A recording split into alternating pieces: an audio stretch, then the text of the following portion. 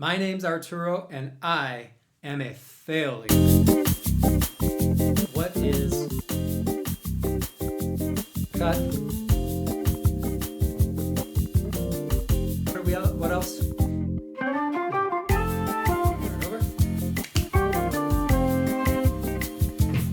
I have failed more auditions than many people take before giving up. And in doing so, I've learned that what it takes to be successful.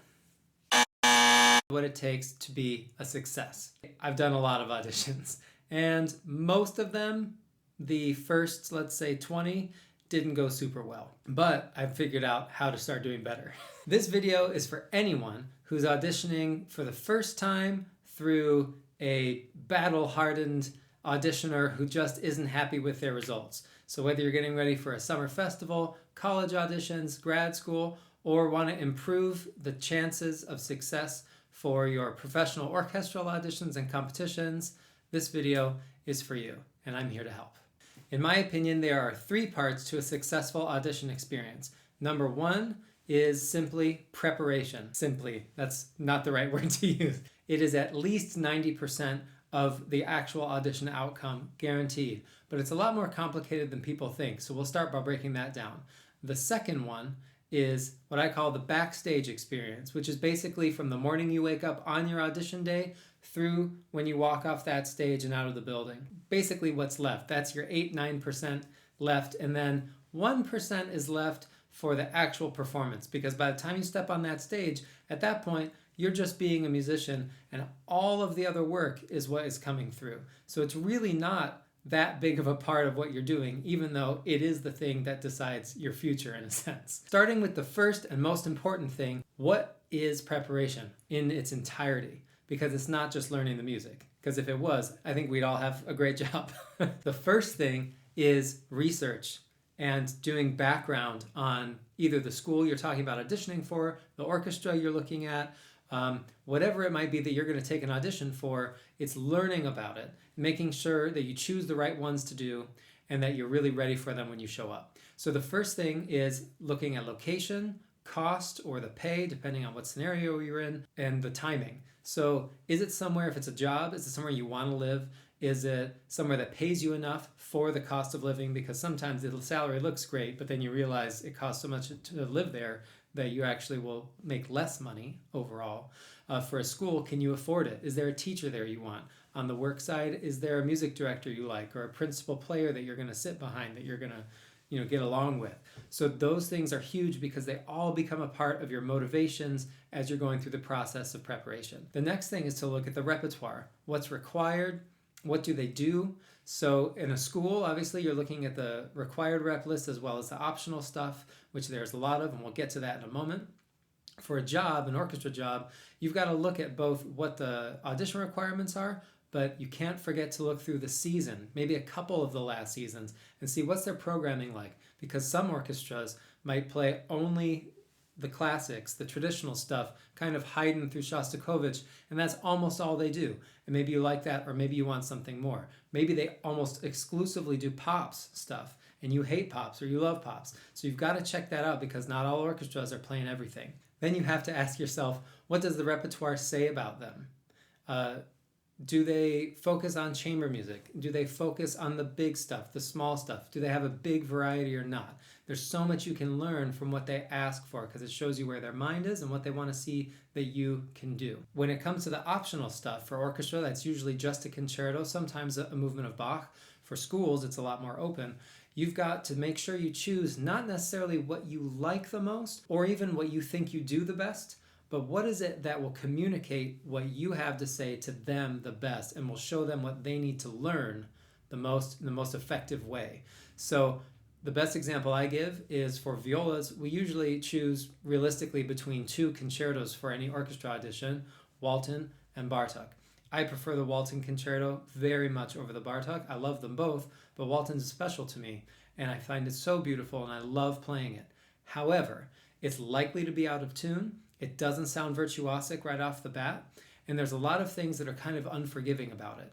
Whereas Bartók, you can show off a lot, you can really show both your musicianship and your technique, and frankly, it's a lot easier to sound great.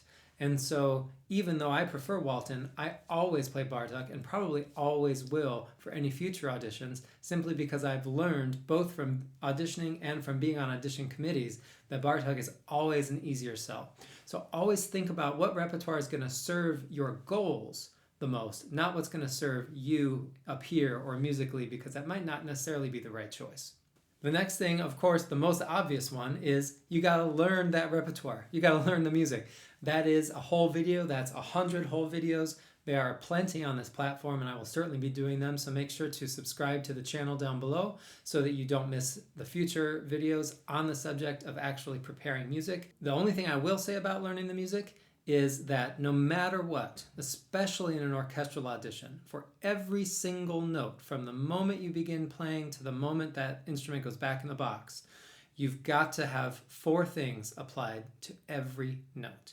Those are intonation, rhythm, style, and musicianship. So all 4 of those things have got to be there all the time. Intonation and rhythm in an orchestral audition especially are not even graded. They're really right together. They're the same level of importance. The number of times that I have been on a committee where everyone had this same feeling, this vibe of, please somebody just bring me just one person who can play it in tune and with the right rhythm. It's shocking. You would not believe how often what we would consider a very basic thing is just completely not there, even for an entire audition day. So that's the number one thing. You must have those. So make sure that you look at lots of ways to work on that and improve. Recording yourself is the best. We'll talk about that another time. The other 2, style and musicianship, they may sound the same, but they're not. When I say style, I mean there is a difference between Mozart and Schubert and Brahms, and how, as string players particularly, we're going to use the bow. How does the sound start and end? When does it start and end? How do we play a pickup? How do we play a trill? All of these things change depending on that. And from orchestra to orchestra, country to country, they change as well. So you need to be aware of those things and seek out the answers. Again, something that hopefully I'll be doing videos on later. And then musicianship is more obvious. That's the you part. And the biggest mistake people make here is trying to squash themselves so that they can be perfect and rhythmic and musical in the sense of it's in the right time and in style, but without putting any of themselves into it.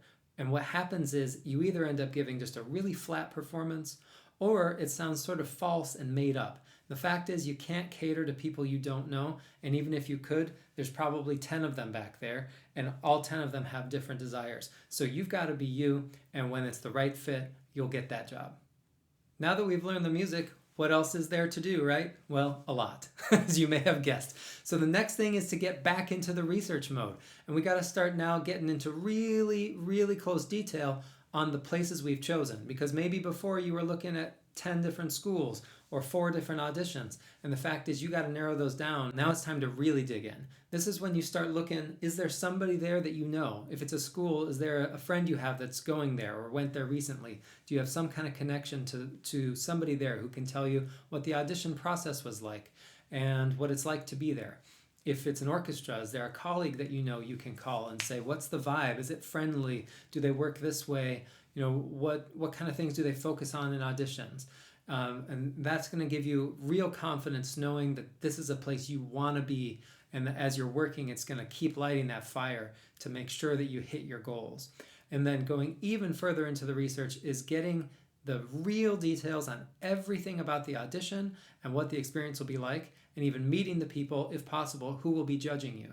So you're going to want to ask, what's the hall like? Is it big? Is it small? Is it a room? Is it a full concert hall? Is it dry, boomy? Do you change how to play based on that acoustic?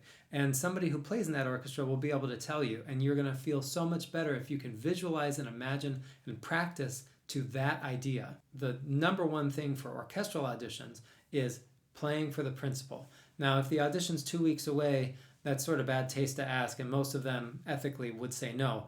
But if you know that something's coming up, or you know it's a place you want to play, get that lesson now so that you know them and you have a rapport. It's going to make a big difference, and you're going to see exactly how they go about certain things. If we're looking at schools, it's maybe even more important, because knowing the professor, especially as a student, they're not expecting you to be perfect. But knowing them, you have a much better chance of getting into the school, but also getting scholarships or other bonuses, getting into special programs, because your audition, if you don't know them, your audition is everything. And it's the end all. They don't know anything else about you. If you know them, you've played for them, they see that you have a good rapport, they see that you're learning, that you're excited, then they might forgive a whole lot of other things that happen in your audition and say, that's a student that I really think I can work with.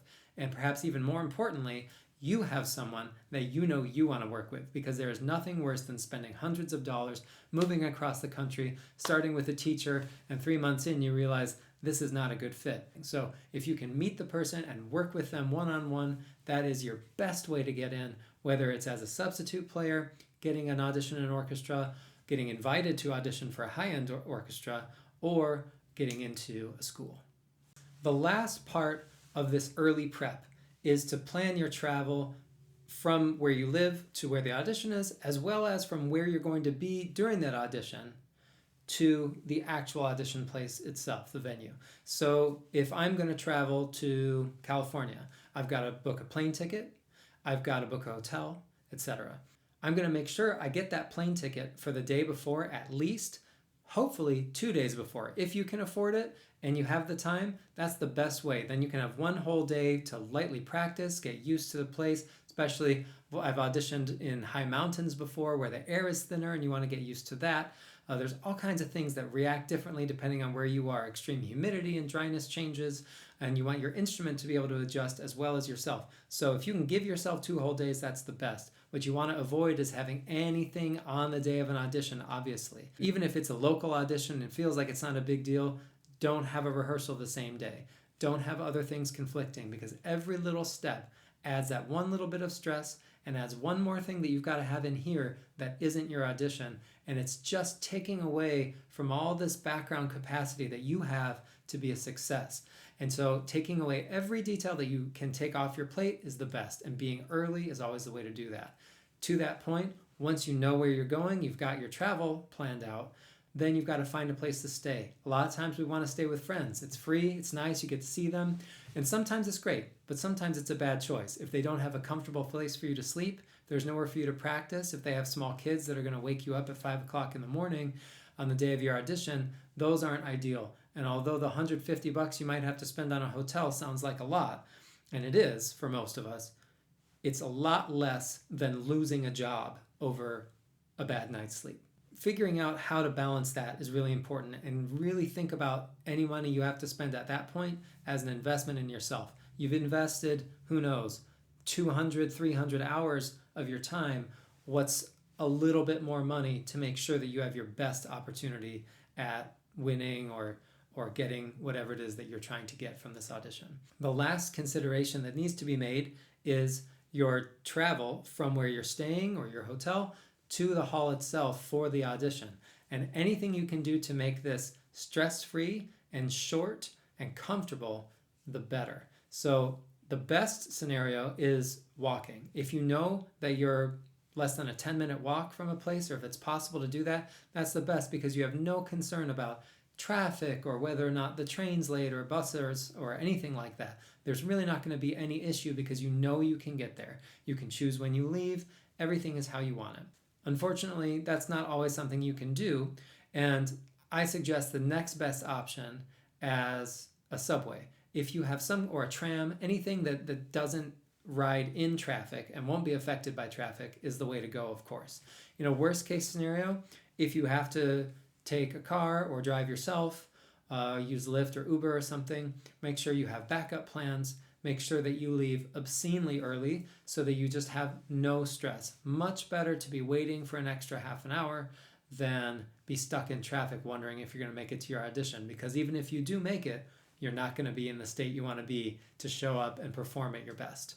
So while we can do our best with all kinds of different things happening, we want to give ourselves the best chance, because unlike many other scenarios where we might come back from something stressful and still play well, we're going to be judged down to every last detail, and that's why we've got to give ourselves the best chance we can.